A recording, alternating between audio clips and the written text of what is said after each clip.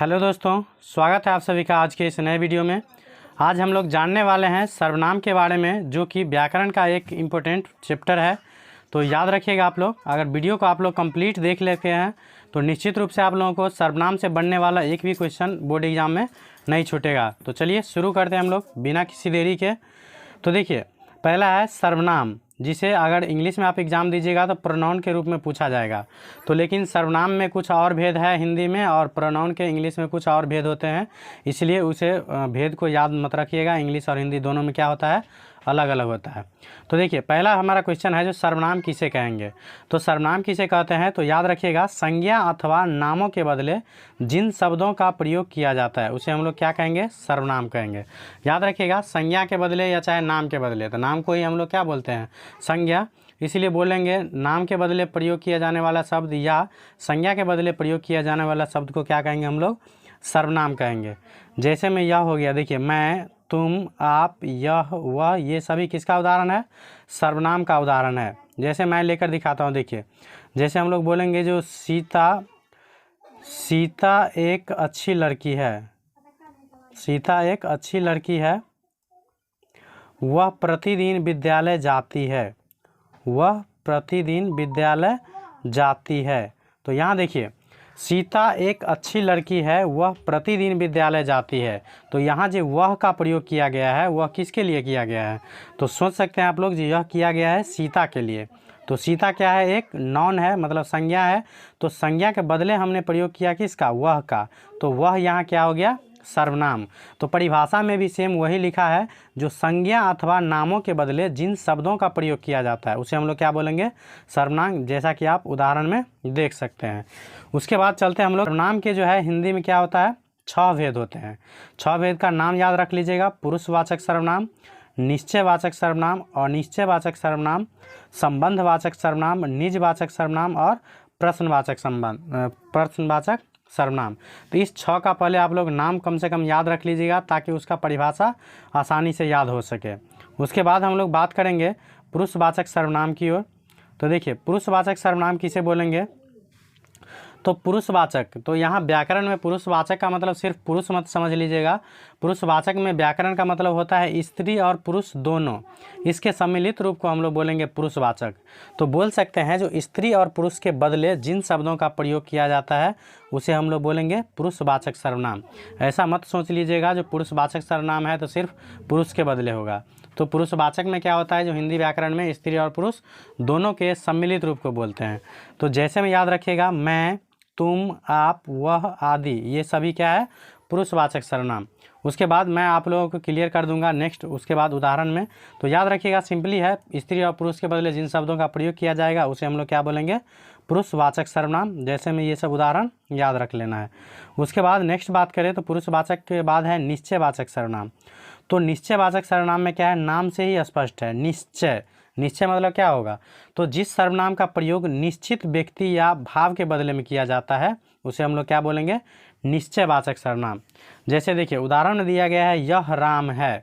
तो अगर जब तक आप नहीं जानेंगे जो यह राम है तब तक आप यह नहीं बोल सकते हैं, इसलिए यहाँ यह कन्फर्म हो जाता है जो यही राम है, इसलिए यह क्या हो जाएगा यहाँ, तो निश्चयवाचक सर्वनाम। उसके बाद जैसे वह जा रहा है, तो जब तक आप देखिएगा नहीं किसी को जो वह जा रहा है तब तक आप नहीं बोल सकते हैं जो वह जा रहा है। इसका मतलब वह जा रहा है, यह क्या है, कन्फर्म है जो वह जा रहा है, इसलिए वह भी यहाँ क्या हो जाएगा, निश्चयवाचक सर्वनाम। जैसे बोलेंगे हम, यह पुस्तक अच्छी है। तो यह पुस्तक अच्छी है, इसका मतलब क्या है, इस पुस्तक के बारे में हम जान चुके हैं जो यह बुक क्या है, अच्छी है, इसीलिए वहाँ यह भी क्या हो जाएगा, निश्चयवाचक सर्वनाम। उम्मीद है आप लोगों को समझ में आ रहा होगा। निश्चयवाचक का सर्वनाम का मतलब क्या हो गया, तो जिस सर्वनाम का प्रयोग निश्चित व्यक्ति या भाव के बदले में किया जाता है उसे हम लोग निश्चयवाचक सर्वनाम कहते हैं। अगर आप लोगों को वीडियो समझ में आ रहा हो तो एक लाइक ज़रूर कर दीजिएगा हमारी मेहनत के लिए, और चैनल को सब्सक्राइब कर लीजिएगा इसी प्रकार के वीडियो को देखने के लिए। निश्चय के बाद क्या है, तो अनिश्चय। तो देखिए, निश्चय में क्या था, तो निश्चित व्यक्ति या वस्तु के बदले में प्रयोग किया जाता था। तो अनिश्चय क्या हो जाएगा, उसका ठीक उल्टा। तो याद रखिएगा, जो जिस सर्वनाम का प्रयोग अनिश्चित वस्तु या व्यक्ति या भाव के बदले में किया जाता है उसे हम लोग क्या बोलेंगे, अनिश्चयवाचक। जैसे देखिए कोई होगा, तो कोई होगा कौन होगा मतलब इसका कोई ठिकाना नहीं है, इसलिए इससे अनिश्चितता का बोध होता है, तो इसे ही हम लोग क्या बोलेंगे, तो अनिश्चयवाचक सर्वनाम। उसके बाद है कुछ दो। तो देखिए कुछ दो का मतलब क्या है, कुछ भी दे सकते हैं, तो यहाँ भी क्या है, अनिश्चित है, इसीलिए इसे हम लोग बोलेंगे अनिश्चयवाचक सर्वनाम। उसके बाद नेक्स्ट बात कर ले, तो नेक्स्ट हमारा है संबंधवाचक सर्वनाम। तो नाम से ही स्पष्ट है संबंधवाचक। तो संबंधवाचक सर्वनाम मतलब क्या है, ऐसा सर्वनाम जो किसी संज्ञा से संबंध जोड़ने का काम किया जाता है, उसे हम लोग क्या बोलेंगे, संबंधवाचक सर्वनाम। जैसे हम देखिए वह कौन है जो दरवाजे पर खड़ा है, तो यहाँ देखिए जो किसके लिए प्रयोग किया गया है, तो जो उसके लिए प्रयोग किया गया है जो दरवाज़ा पर खड़ा है। इसका मतलब दरवाज़ा पर खड़ा होगा कोई व्यक्ति या चाहे कुछ भी हो, वो क्या है, संज्ञा, तो उसके बदले में इसका प्रयोग किया गया है, इसीलिए हम लोग इसको बोलेंगे सर्वनाम। और सर्वनाम में आप लोग जान चुके हैं जो सर्वनाम 6 प्रकार के होते हैं, तो उस 6 प्रकार में क्या होगा, तो याद रखिएगा संबंधवाचक सर्वनाम, क्योंकि यह क्या बता रहा है, तो संबंध बता रहा है उस व्यक्ति से जो दरवाजे पर खड़ा है, इसीलिए जो क्या हो जाएगा, संबंधवाचक सर्वनाम। उम्मीद है आप लोगों को समझ में आ रहा होगा। उसके बाद नेक्स्ट हमारा है निजवाचक सर्वनाम। तो ये भी क्या है, नाम से स्पष्ट है। निज मतलब क्या होता है, जैसे आप बोलिएगा यह मेरा निजी आदमी है, तो वहाँ निजी का मतलब क्या हो गया, खास। तो खास में क्या याद रखिएगा, जो जिस सर्वनाम का प्रयोग स्वयं या निज का बोध होता है उसे हम लोग निजवाचक सर्वनाम कहते हैं। मतलब जिस सर्वनाम से स्वयं, स्वयं मतलब क्या हो गया, खुद या चाहे किसी खास का बोध हो, उसे हम लोग क्या बोलेंगे, निजवाचक सर्वनाम।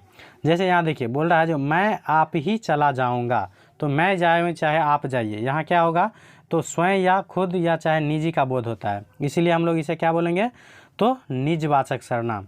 उसके बाद जैसे मैं ही यह काम कर लूँगा, तो यहाँ मैं भी क्या हो रहा है, एक प्रकार से निज का बोध होता है, मतलब स्वयं का बोध हो रहा है, इसलिए यह भी क्या हो जाएगा, निजवाचक सर्वनाम। जैसे किसी को बोलेंगे जो आप ही यह काम कर लीजिए, तो वहाँ भी क्या होता है, किसी खास का बोध होता है, तो उस प्रकार से वहाँ जो हो जाएगा वह क्या हो जाएगा, निजवाचक सर्वनाम। याद रखिएगा। उसके बाद नेक्स्ट हमारा है निजवाचक के बाद प्रश्नवाचक सर्वनाम।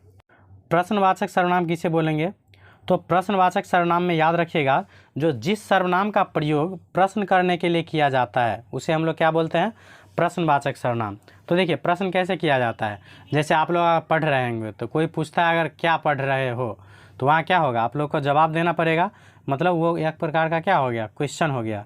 तो जब भी जिस सर्वनाम का प्रयोग हम लोग प्रश्न करने के लिए करेंगे उसी सर्वनाम को क्या बोला जाता है, तो प्रश्नवाचक सर्वनाम। जैसे यहाँ क्या है, कौन जा रहा है, तो कौन है क्या हो गया यहाँ, प्रश्नवाचक सर्वनाम। उसके बाद क्या हुआ, तो यहाँ भी क्या क्या हो गया, तो याद रखिएगा प्रश्नवाचक सर्वनाम। जैसे आप लोग से कोई पूछेगा जो क्या पढ़ रहे हो, तो यहाँ भी क्या हो गया, इसमें क्या हो गया, प्रश्नवाचक सर्वनाम। याद हो गया। तो उम्मीद है आप लोगों को यह वीडियो काफ़ी अच्छा लगा होगा। उसके बाद बात कर ले, तो नेक्स्ट में याद रखिएगा प्रश्नवाचक के बाद जो इस प्रकार से हमारा जो यह सर्वनाम वाला चैप्टर था आप लोगों को कंप्लीट हो गया है। तो उम्मीद करता हूँ आप लोगों को यह सर्वनाम काफ़ी अच्छे से समझ में आया होगा। इसके बाद हम लोग सर्वनाम का जो है ऑब्जेक्टिव प्रैक्टिस लाएंगे। इससे पहले जो मैंने नॉन का वीडियो डाला था वो काफ़ी आप लोगों ने प्यार दिया है, तो उम्मीद है उसके बाद मैं सर्वनाम वाला लाऊंगा, उसे भी आप लोग इसी तरह प्यार देंगे। तो इसी प्रकार के वीडियो को देखने के लिए चैनल को सब्सक्राइब कर लीजिएगा। तो थैंक यू फॉर वॉचिंग।